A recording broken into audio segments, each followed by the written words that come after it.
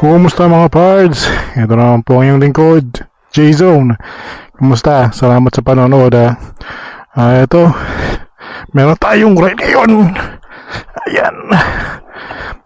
Kailangan mag-split bago makasakay.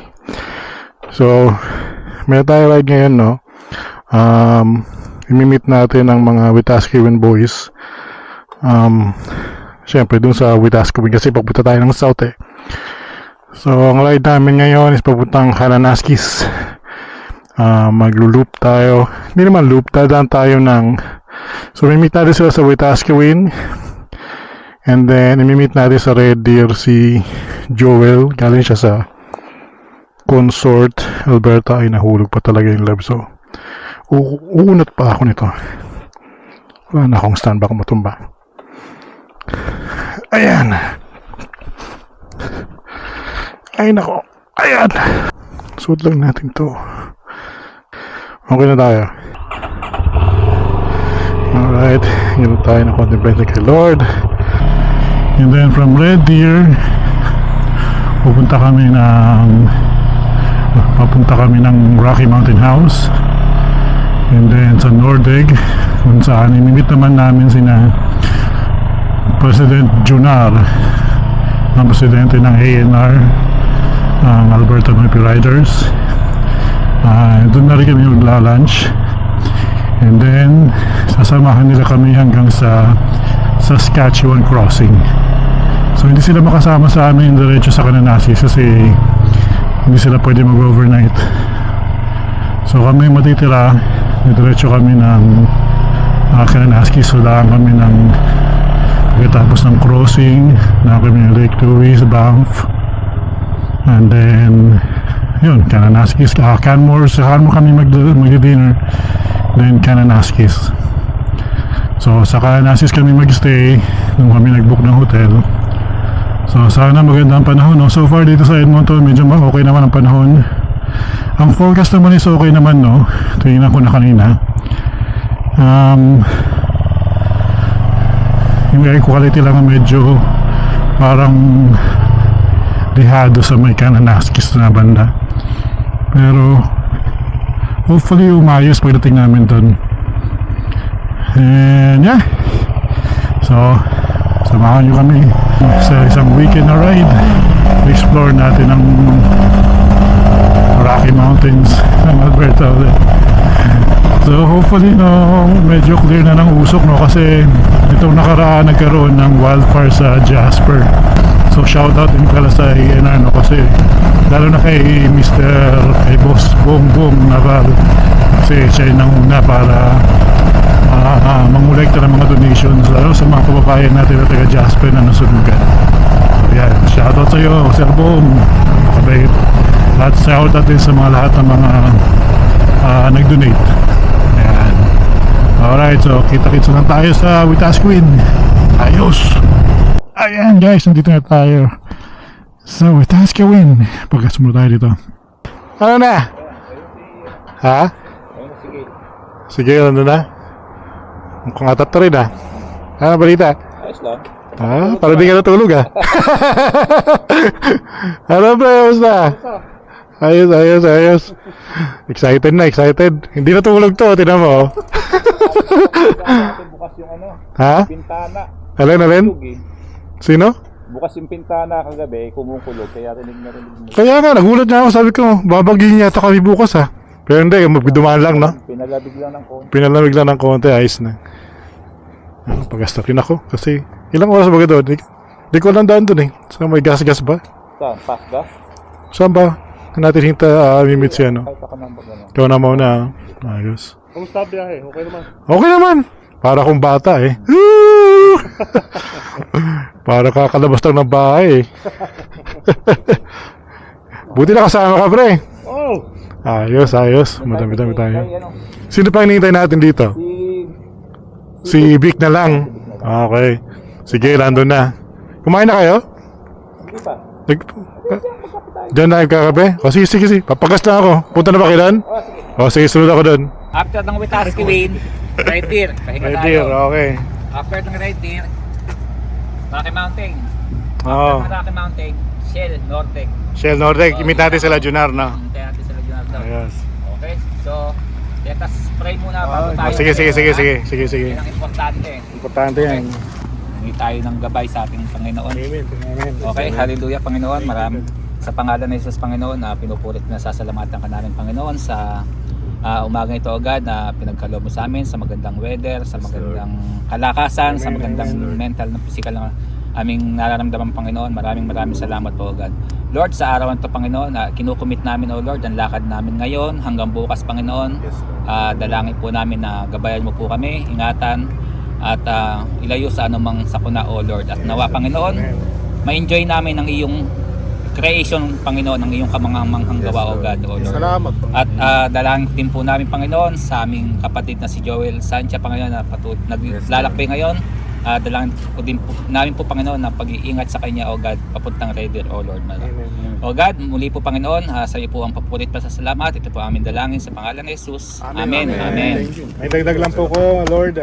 Pakibless rin po yung mga pamilya na maiiwan namin. Yes God. Yes, Lord. Amen. Yes Lord. At makauwi po kami ng safe sa kanila. Yes God. Yes. Maraming salamat Lord dito sa opportunity na ito Lord na binibigay niyo sa amin. At tuturing namin na maswerte po kami sa buhay na to, lalo na hindi lahat ng tao nagkakaroon ng ganitong opportunity. Amen. Yes God. Maraming salamat po Lord. Amen. Amen.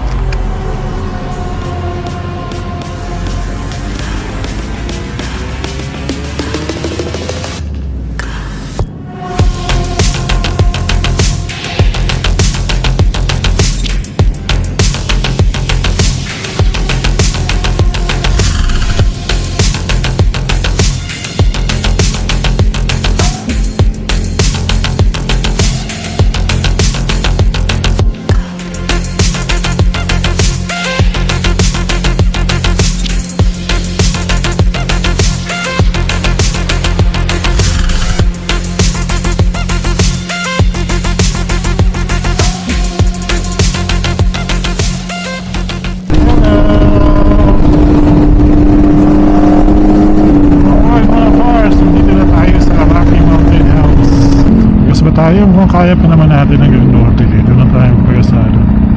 Sa norte na tayo magpagas.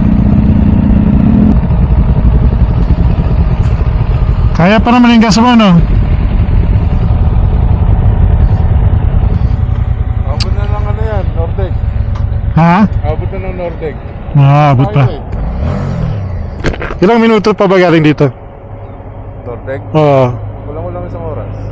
Okay, kaya pa to. Pero kung mga 160, mga kalating oras. Lilipad tayo dyan eh. Ayos. Pagka pinultang ko, 410.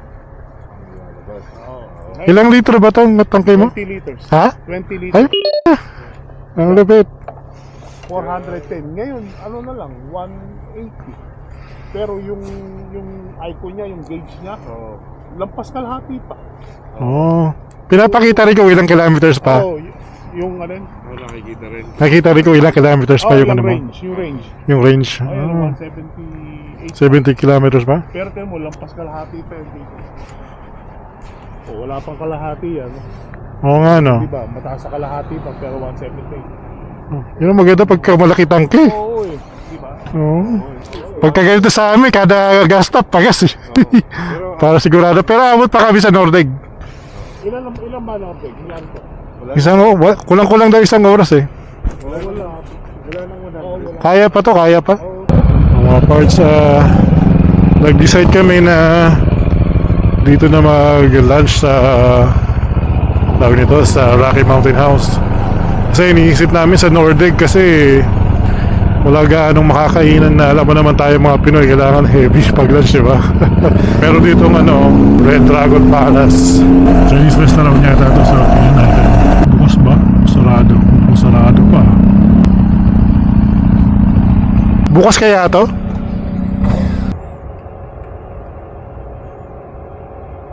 Sakto, bukas na, 11 AM. Kakabukas lang. Oo.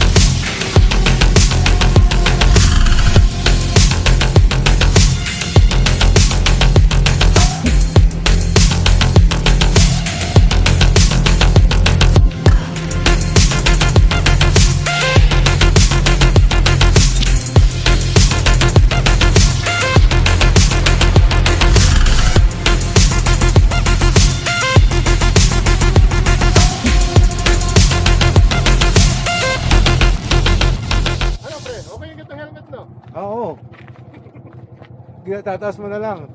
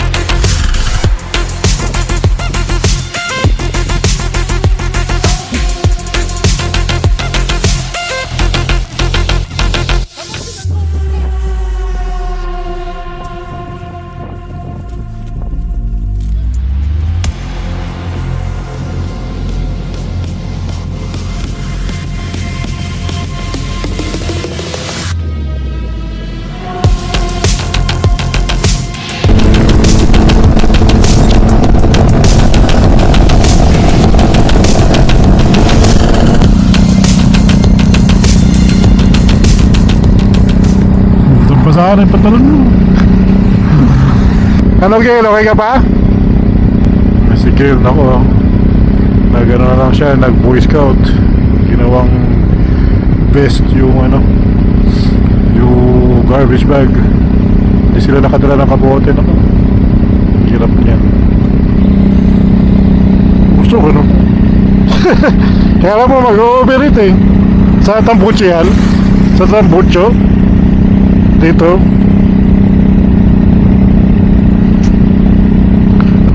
Malapit na kami sa ano, sa toll gate. Musok yung mga makina na ano, akala mo nag-overeat eh, no? Musok eh. Yung kay Joey malakas eh, oh. Pila sa ano eh, sa toll gate. Basa na rin yung medyas mo? Basa na yung medyas mo? Haba ng pila dito. Ubus ang oras namin dito eh. Kailangan nyo, medyo mausok pa dun, no? Hindi pa masyadong makita yung ano, yung bundok.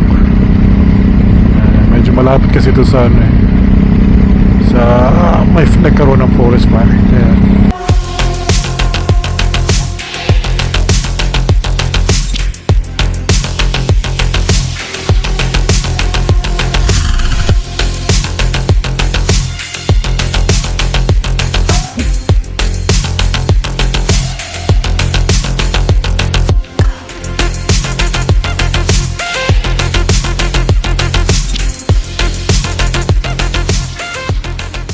Ano, motor pa more? Motor pa. Motor pa. Kasama sa adventure to eh. Ayan. Ito yung pinakanilamig. Pre, motor pa more. Hey.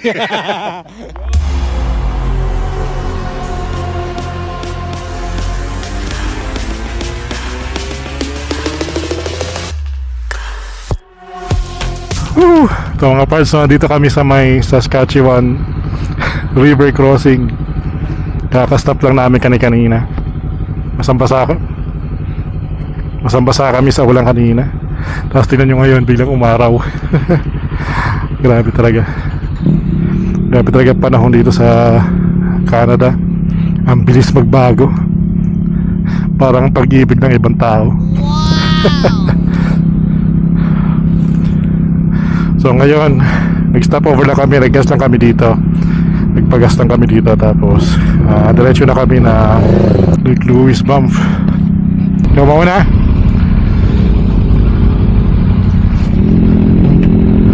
Si Big susunod. So ako, ayan. Ayos, biyahe tayo ulit. Salo sa init, salo sa lamig. Woo!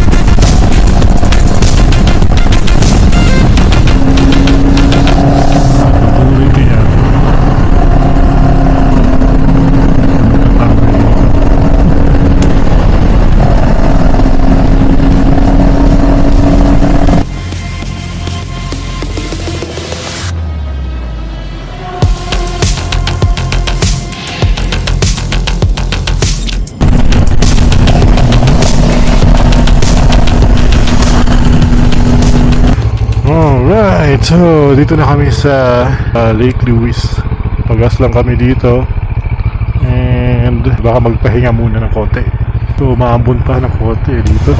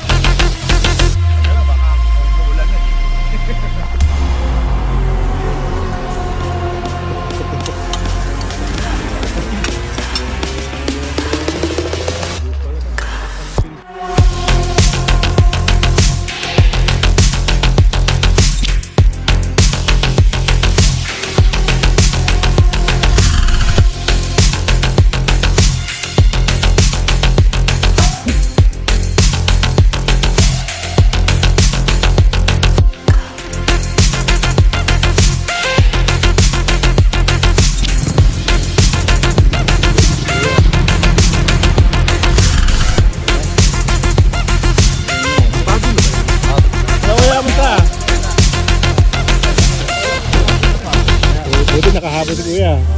Tama.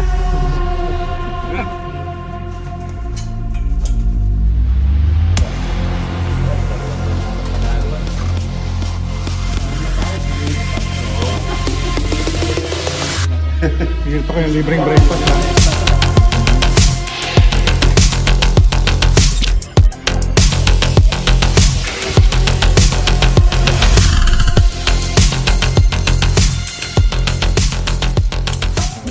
Kami. Alright mga pards, kumusta ulit? Another day. Ito kakakalis lang namin ng hotel na umabol pa sa amin si Kuya Boyet. Siya ngayon ang mag-lead sa amin kasi medyo mas marami siyang alam sa lugar dito na mapupuntahan. So ngayon pupunta kami ng Highwood Pass dito sa Kananaskis. Highway 40 yata kung di ako nagkakamali. So itong Highwood Pass, ano lang to, open lang to tuwing June hanggang, correct me if I'm wrong, June hanggang October yata. So grabe oh. Akala mo nasa harapan mo yung bundok oh. Grabe, ganda.